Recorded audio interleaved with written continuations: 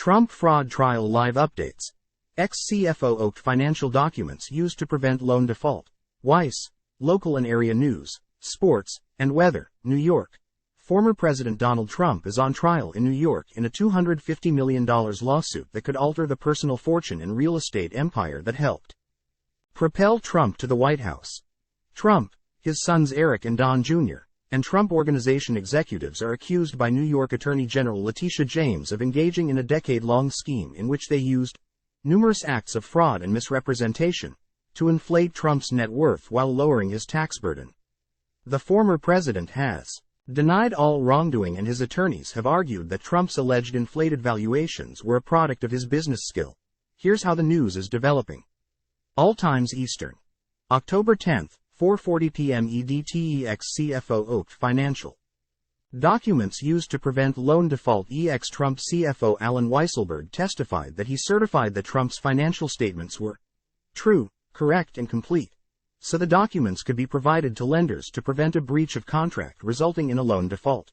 Please see the attached report required per our loan documents. For the above referenced loan, a Trump Organization employee would write to lenders like Wells Fargo, according to examples entered into evidence.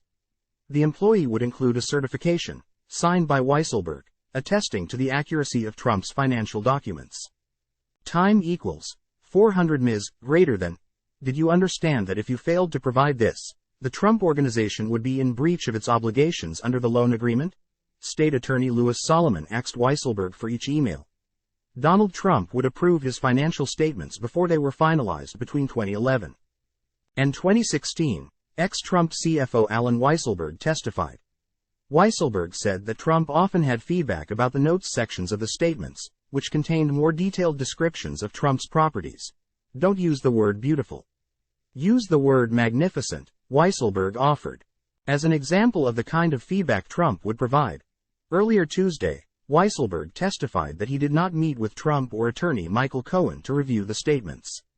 Returning to the topic after the lunch break, Weisselberg described Trump's final review of the document as a regular occurrence before he became president. Did you ever send it to the Mazars, accountants, as a final version before Mr. Trump signed off on it? State Attorney Louis Solomon asked.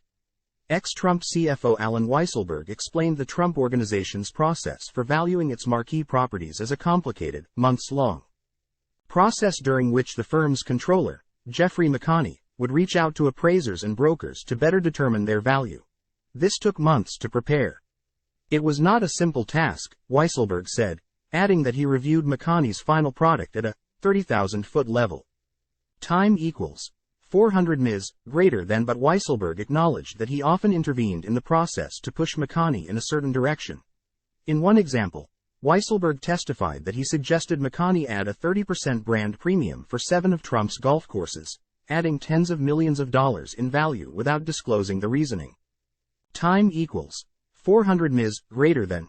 Was the 30% premium you directed Mr. McConney to add to the fixed assets disclosed in the statement of financial condition?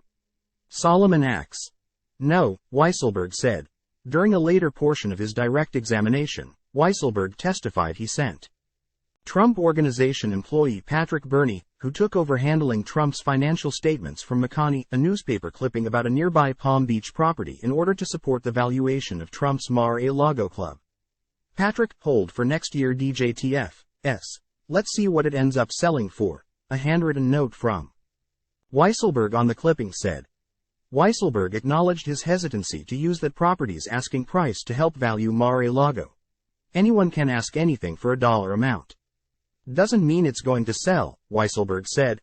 Time equals 400 ms greater than. October 10, 2:01 p.m. EDT. Ex-CFO acknowledges firm's fundamental failures of responsibility. Ex-Trump CFO Allen Weisselberg acknowledged under questioning that the Trump Organization failed to fulfill some of the basic promises detailed in letters between the firm and its external accountant, Mazars USA.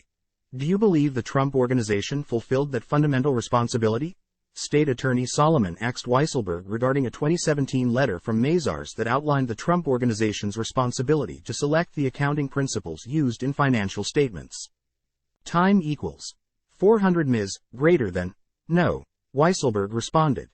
Asked about a separate letter outlining the Trump Organization's responsibility to comply with Generally Accepted Accounting Principles, or GAAP, Weisselberg initially suggested that the Trump Organization fully relied on Mazars to comply with the accounting standards. "We relied on Mazars to understand GAAP," Weisselberg said. "You were relying on Mazars to make a representation back to Mazars?" Solomon said, prompting Weisselberg to reverse his statement when questioned about the seemingly boilerplate accounting obligations to which the Trump Organization agreed.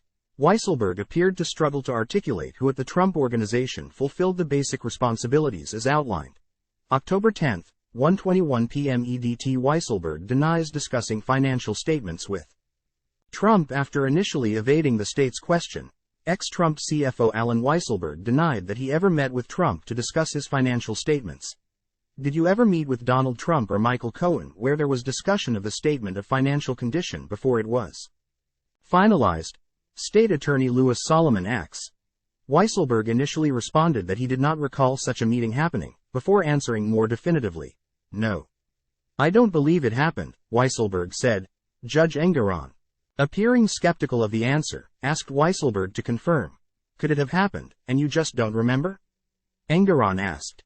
"I am saying it did not happen," Weisselberg responded. The Attorney General's opening statement for the case included a portion of the deposition of former Trump attorney Michael Cohen, who claimed that Trump met with him and Weisselberg to direct them to increase his net worth, in order to be higher on the Forbes list of billionaires. "Alan and I were tasked with taking the assets, increasing each of those asset classes in order to accommodate that $8 billion number Trump requested," Cohen said in the deposition. October 10, 11:55 a.m. EDT. Weisselberg concedes Trump's triplex is smaller than valuation. Former Trump Organization CFO Alan Weisselberg testified that Trump's triplex apartment in Trump Tower is 10,996 square feet, which is a third the size that Trump claimed on financial documents.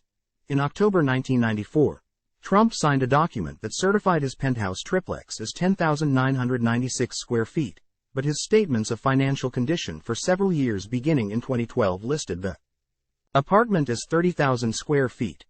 An attorney with the New York Attorney General's office showed the page with Trump's signature to Weisselberg, who appeared to struggle to explain the discrepancy. "It was always in my mind a de minimis asset on the statement of financial condition," Weisselberg said. "I never even thought about the apartment." Louis Solomon of the Attorney General's office confronted Weisselberg with emails from Forbes magazine seeking clarity about the apartment's size, as well as a letter signed by Weisselberg certifying the 30,000 square foot figure to the Trump Organization's then accountant, Mazars. USA Weisselberg offered a lengthy take on the discrepancy, prompting Judge Arthur Engeron to intercede. "Your role is to answer the questions, not to give speeches. Please just answer the questions," Engeron said. Forbes was right. The triplex was actually only 10,996, right? Solomon asked. "Right," Weisselberg finally conceded. "I've been through quite a bit the last 2 years," Weisselberg said at one point during the morning's questioning. The former CFO moved to Florida following 3 months in jail after he pleaded guilty last year to criminal fraud charges and subsequently testified against the Trump Organization. October 10, 9:47 a.m. EDT. Weisselberg to be questioned about valuations. Ex-Trump CFO Alan Weisselberg is expected to face questions this morning about his work valuing properties like Trump's triplex apartment in Trump Tower and Trump's 40 Wall Street building, as well as the Trump Organization's efforts to secure loans from banks and Weisselberg's direct conversations with the former president. Weisselberg is the second named defendant to testify in the ongoing civil trial.